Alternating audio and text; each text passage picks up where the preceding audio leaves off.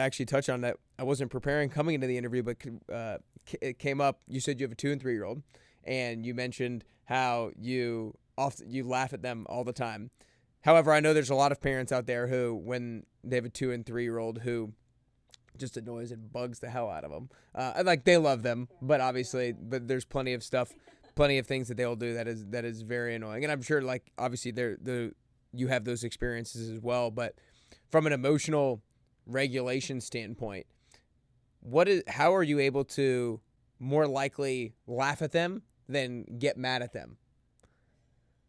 Yeah, it's been a journey. I was not raised in a household where you were laughed with, like if I cried, I was sent to my room. Like I was called a drama queen. I was told like, why are you so sensitive? Like all of those things were shamed. And it's not to put my parent, like put the, Right. point fingers at my parents. I'm not blaming them. They were raised in that environment too. They were just doing what they knew. My parents didn't have ChatGPT. They didn't have Instagram. They didn't have parenting books really telling them anything about this. We now today have the research that shows if you want your kids to have good mental health, if you want them to be, successful in different areas of life, you have to hold space for their emotions. They're not manipulating you. They're not being bad because they're crying.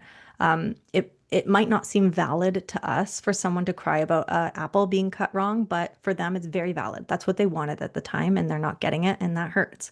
So I think step one for me, just in parenting, understanding like kids and how their brains develop. It's really hard when you understand how a human brain develops. It's hard to be mad at them because you're like, they Mm, don't even have a prefrontal cortex. Like they have yeah. no idea. They're not many adults. I see a lot of people getting frustrated because they think kids are manipulating them or they're doing something on purpose, and they're not. They're just being kids. Um, get mantras for yourself. They're just being kids is one of mine. Yeah. Another one of mine is this is their house too, because one of the things that triggers me is when they, make big messes in the house. I'm always like, this is actually their house too. Like they can live here. I gotta need that one. They can live. Oh yeah, it like anything you may think, I'm a spiritual person, I'm so grounded. And then you're going to have kids and be like, woo, I just wasn't being triggered all the time. So it's all going to come out. And that's the beautiful part about, again, being married and also having kids and just being around other people in general is that they're annoying. But Yeah. annoying people is how we heal because they're going to poke holes in all your buttons. They're whatever, you know the analogy. I Yeah. mean, Yeah. Yeah. they're going to find all those buttons and you Yeah. get to choose what you're going to do with them. I'm going to treat this person the same way my dad treated me, or I'm going to do something that actually might help my lineage out a little bit. I want to take, you know, I want my family to go in a different direction. Yeah. So that's been my work. Like I come from, you wrote my dad was addicted to opiates. He had abuse and he killed himself. My mom has struggles with grief because she lost her son and her husband. She, works a lot. She's not really in touch with her emotions, doesn't know how to connect with other people really well. So I'm coming from nothing basically, like no amount of like true intimacy to trying to do this thing, not knowing how a marriage works or how a family even functions. And my husband's kind of in the same route. His parents divorced when he was 2. So we are trying to figure this out. But at the end of the day, like if you just rely on the principles of I want to be loving and kind, and I also know that like 99% of the work of parenting is just regulating your own nervous system, you're going to do amazing. And also, you're allowed to mess up. Like we're people. You're probably gonna yell once or twice. Yeah. And you can just say, like, oh my God, I'm so sorry. I should not have done that. And they're gonna be like, that's fine. Like, That's awesome. That's awesome. That's great. And the last question I'm going to get to probably here in a second is kind of like flipping the script, how to coach the kids handle their emotions in a healthy manner. But before I do, I want to make sure everybody, you guys, make sure you go check out her on Instagram at Being Method Breathwork. I'll have it linked up in the show notes. Also, make sure you go grab her book, How to Cry, Release Stuck Emotions, and Find Freedom.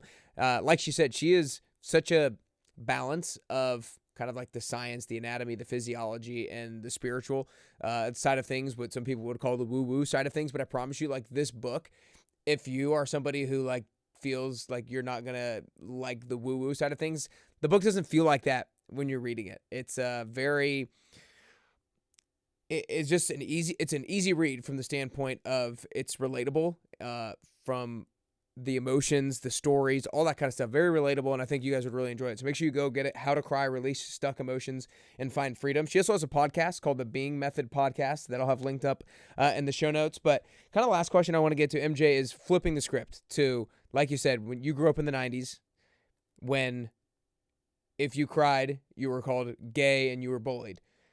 And now it is definitely more known that we need to teach kids how to process their emotions uh, in a healthier manner. So, how are you? You have a 2 and 3 year old, so you're working on some of it now, but also they'll be older when it's a little bit more real. How are you planning on coaching them through when they get really mad, when they get really sad, when they get frustrated and angry? How are you planning on coaching them through those types of things to process them in a much better manner than maybe some of us who grew up in the 90s did? Step one, take care of you. Like you can't raise someone if you haven't raised yourself. Mm. So if they're not watching you do it, they're not going to do it. You can't be the person who's, screaming in traffic, yelling at your wife or husband, yelling at your kids, and then expecting them to somehow do something different. Like, I went away with my mom in the summer, and my son, I can't remember quite what he did. I think he hit my mom, and then my mom told him that she was going to spank him. And I was like, guys, like I just found it. She didn't. My mom was just in that moment of feeling really frustrated, feeling really disrespected by a 2-year-old. And she was like, "Oh, Bowie, I'll spank you." And I was like, "Yeah, hit him. That'll teach him not to hit." Are you guys just going to do it back and forth? Because like someone has to be the adult, right? And that's got to be us. So we've got to be calm, show them how to be in the world. We've got to show them that we know how to do it. And that means kind of letting them in a little bit, like let them into like experiencing, I'm frustrated right now. This is what I'm going to do. I feel really sad. I'm feeling kind of sad today. I'm going to go have some alone time, have some quiet time, maybe have a bath. I'm like always really open with my kids about how I'm feeling, not in the way where I'm parentifying them, but just letting them know like I'm a person and we feel emotions and that's okay. We always tell them if they're feeling things, it's okay to cry. We say pretty much 100 times a day because we have 2 toddlers. It's okay to be angry. You cannot hit. You cannot throw. You cannot karate kick. But it's okay to be angry. I mean, like we talked about earlier, it's teaching them that emotions don't have to control your actions, that they're creating a space between those Yeah. two I mean, things. if you can be raised in an environment where you know you are free to feel something and it's not going to affect the other person around you, you're like winning the lottery Yeah. because a lot of us are raised in a way where